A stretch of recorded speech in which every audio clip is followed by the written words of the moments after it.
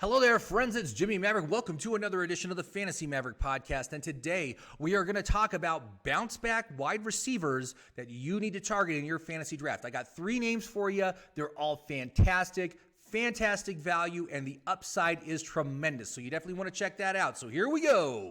Listen up. It's time for the Fantasy Maverick podcast, starring the guy who's going to help you win that fantasy championship, Jimmy Maverick.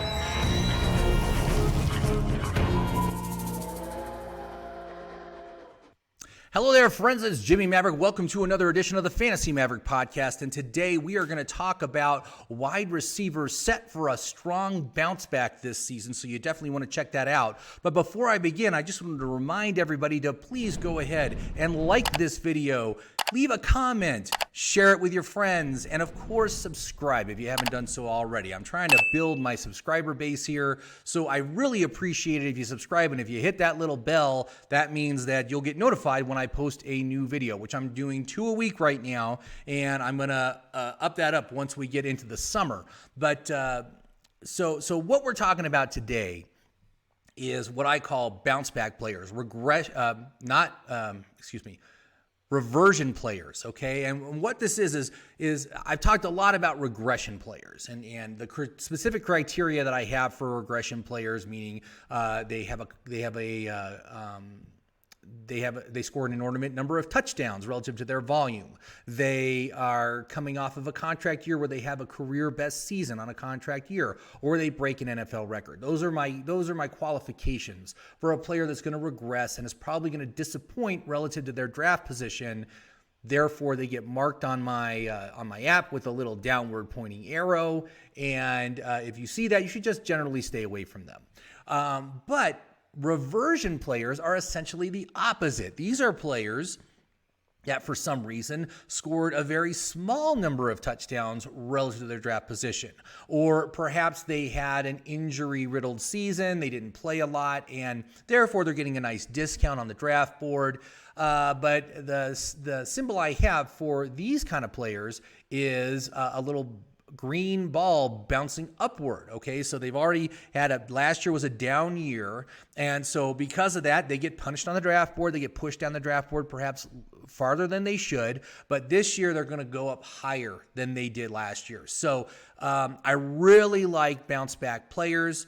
And please don't call these players negative reversion players. That is a absolute pet peeve of mine, because negative regression does not exist. It's a double negative. It is reversion. That means they're moving back up towards the average, okay? And so it's an important distinction when it comes to me, and that's what you should call them. Don't call them negative regression players, because that doesn't exist. It's not a thing. It's a double negative. Don't use it. So now on my app, again, I have all these players identified on my app with that green bouncing ball.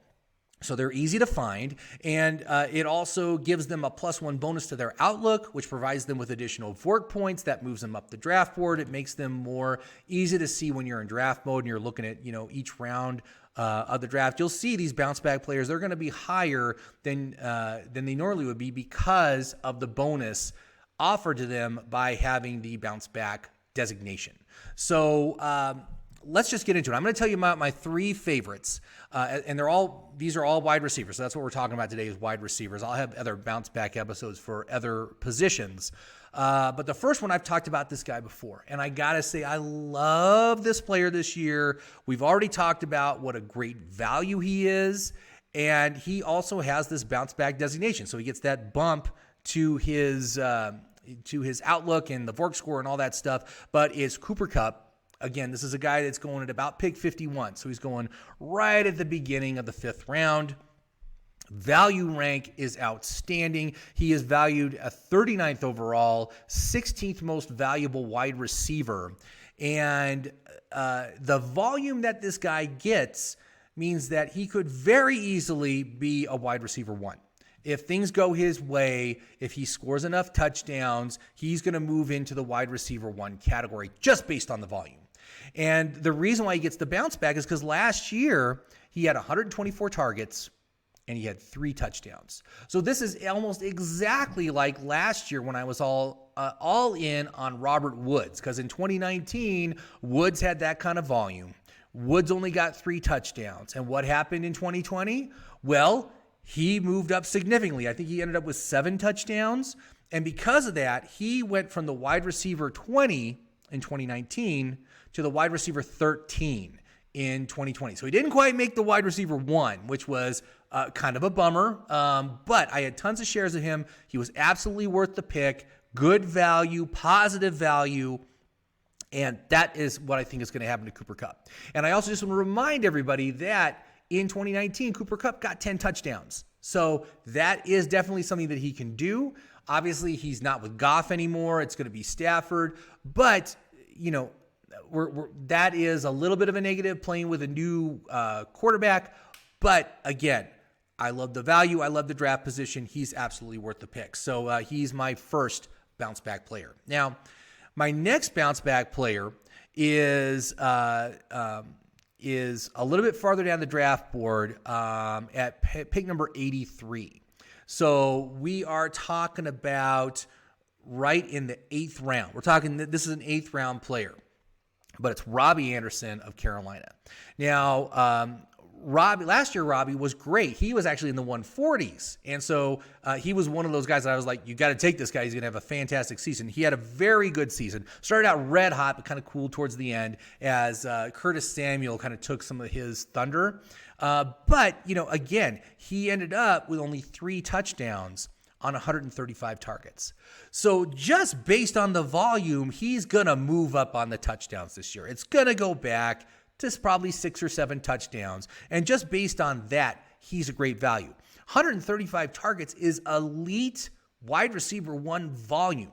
So just based on the volume, he can get himself back into the wide receiver 1 conversation here.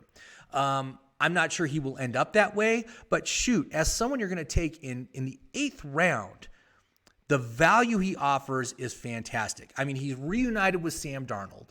So he already has chemistry with his quarterback. He already has the trust of his quarterback. And we also have the fact that Curtis Samuel is no longer on the team. Curtis Samuel took like over 100 targets last year. So those 100 targets are going to go elsewhere. And probably a lot of them are going to go to CMC. But what if another 10, 15, 20 targets went towards Robbie Anderson? Oh, wow. 150 target season? Are you kidding me? That's elite wide receiver 1 volume. So there's tons of upside here.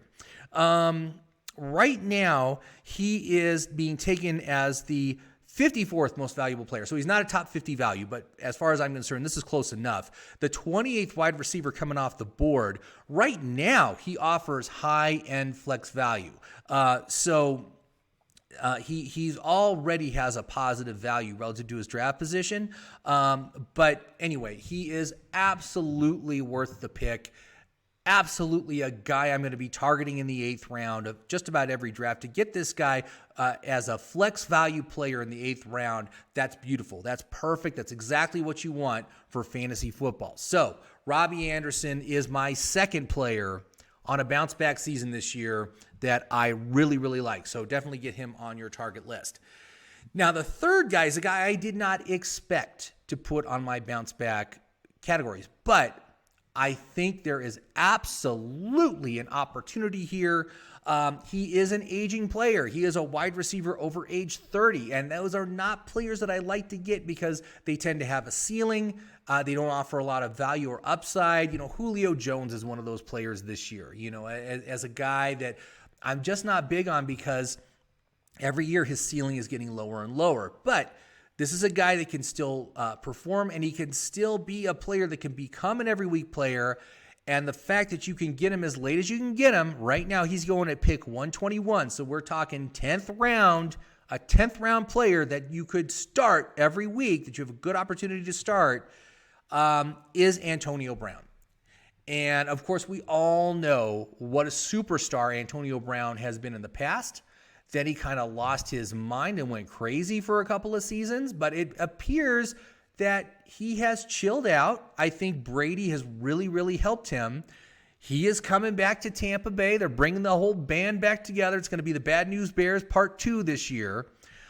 But, you know, this is a good situation. Last year, he only played half a season. And of course, if you take it out for the full year, it wasn't anything super impressive. I think he was outside of flex value. He's probably at right around the wide receiver 40 last year. He's right in that range as far as what he was getting on a weekly basis. And it was pretty volatile. I know that once I get the data into my app, he is not going to score well on the consistency rating. But as far as I'm concerned, at this point in the draft, he is worth the pick. He's a good pick here. We are, let's see here. He is, like I said, Brady trusts him. He is being taken right now as the wide receiver. No, I'm sorry. That's where I have him at. I'm sorry. I'm looking at my notes here. I got a little bit lost. Right now, I have him valued as the 81st most valuable player. That makes him my wide receiver 40. So he's not in the flex value, but he's right there on the cusp. And the fact that you can get a player in the 10th round with basically top 100 value, we're talking, you're getting 3.5, 4 rounds of value by taking Antonio Brown at this point. And the upside is there. Brady trusts this guy. Brady will target this guy. And as far as the Tampa Bay Buccaneers go, this is the only receiver with positive value. Both Godwin and Evans have negative value at their draft position, even though their draft position has sunk from last year.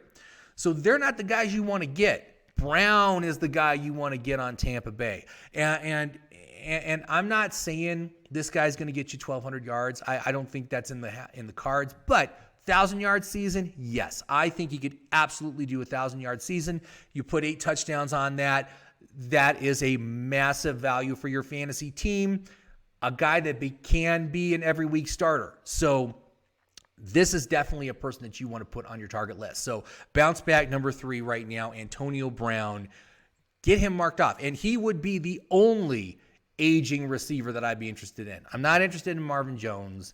I'm not interested in Julio. I'm not interested in T.Y. Hill. None of those guys. They are in the decline phase of their career. They don't offer any upside. Some of them are fairly expensive. Antonio Brown is not. He's getting a nice discount here. And yeah, he could lose it again, and he could do something crazy and stupid and get kicked off the team. That's absolutely in the cards here. But as a 10th round player, I'm willing to take that risk. That's all I'm saying. So there you go. So those are my 3 bounce back wide receivers. I'm obviously going to do some future podcasts talking about the running backs and quarterbacks, tight ends, guys that I think could bounce back very nicely. I don't think I have any tight ends on a bounce back. So I don't think that's going to happen. But anyway, there are some other players to talk about. I'll be talking about them in future podcasts, so stay tuned for that. But what do you think? I mean, do you have any particular players that you think are going to bounce back strongly this year? I'd love you to leave a comment down below. Let me know. We can have a little debate about it and talk about what I'm seeing from that player. But all these 3 guys in fantastic position right now. Fantastic position for your fantasy team. So get them marked on your draft board and go out and do some mocks and see where you can get these guys. Very reasonable all across the board. I did a mock draft last night. I was so bummed out. I did from the 3rd position. So, I have a late 2nd, early 3rd, and then a late 4th, early 5th. In the late 4th, I grabbed CeeDee Lamb, and I'm like, okay, it's only 4 picks around the horn. If I can get Cooper Kupp on the 5th to have CeeDee Lamb and Cooper Kupp as my 2 wide receivers, I would be thrilled to death. And, of course, someone took Cooper Kupp right before my pick. I was bummed out on that. But anyway, I was still able to get – I don't even remember who I got as my 2nd wide receiver. But it was still a decent option. It was still a decent guy that offered lots of nice value. But anyway, that's kind of my dream this year is the CeeDee Lamb, Cooper Kupp combo in the 4th, 5th round. That would be my fantastic ultimate upside play for wide receivers if I'm going early on all running backs. So anyway, there you go. So that's it for today. Thank you very much for watching. I do appreciate it. I will be back again next week with some more episodes, so stay tuned for that. And have a great day, everybody. I'll talk to you soon.